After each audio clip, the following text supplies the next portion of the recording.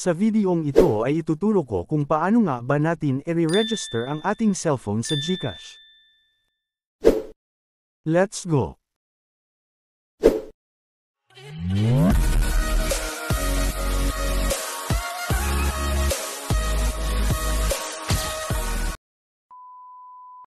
Pag-open ko sa aking GCash ay ganito ang bumuungan. Ang sabi ni GCash, your account, even more secure. Para mas G-safe ka, register your phone para ikaw lang ang pwedeng maka-access ng account mo. Kaya wala tayong choice, kundi i-register ang ating mga cellphone. Ilagay ang inyong number na naka-register sa inyong GCash.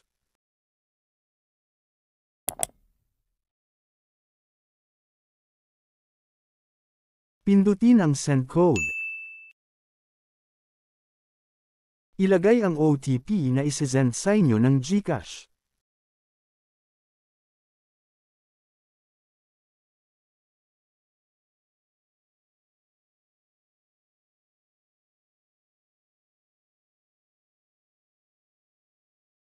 Pindutin ang yes. Register this phone.